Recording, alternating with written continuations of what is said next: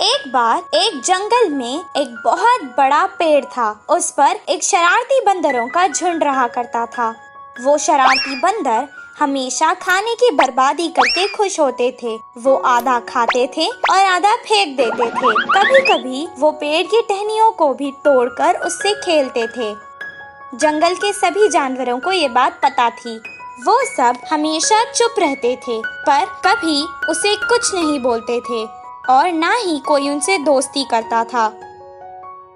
कुछ दिन बाद गर्मियों का मौसम आ गया, जिसके कारण जंगल के सभी तालाब और नदियाँ सूख चुकी थी और उनको पीने के लिए पानी नहीं था। बंदरों को प्यास लग रही थी, इसीलिए वो पानी की तलाश में यहाँ वहाँ घूमने लगे और जंगल के बहुत दूर चले गए। बहुत दूर सूरज की रोशनी से जमीन चमक रही थी। ये देखकर बंदरों को लगा कि वो तालाब है और वो वहाँ भागकर आ गए।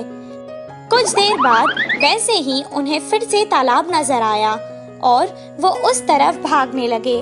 पानी की तलाश करते करते वो यहाँ वहाँ भागने लगे। वो थक चुके थे, इसीलिए उन्हें अब और प्यास लग रही थी। उनकी जबान सूख चुकी थी और गर्मी के कारण उनका सर फटने लगा और उनके पैरों में छाले पड़ चुके थे।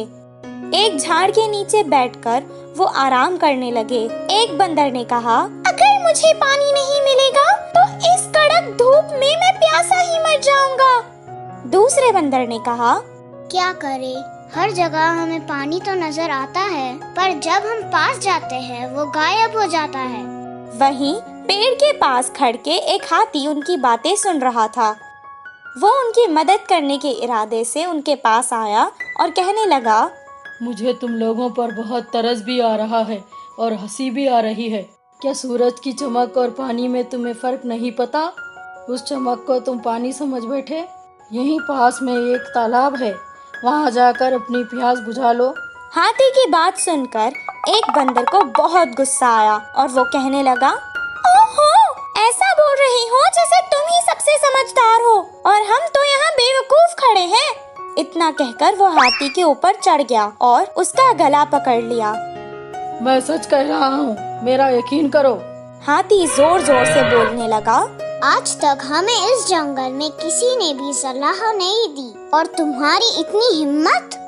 एक के बाद एक सब बंदर उस पर कूद पड़े और उसे मारने लगे। हाथी किसी तरह अपनी जान बचाकर वहाँ से भाग निकला। बंदर जिस जगह हाथी ने कहा वहाँ तो नहीं गए, पर दूसरी दिशा में वैसे ही ढूंढते रहे। इस कहानी से हमें ये शिक्षा मिलती है कि मूर्खों को समझाना भी मूर्खता है।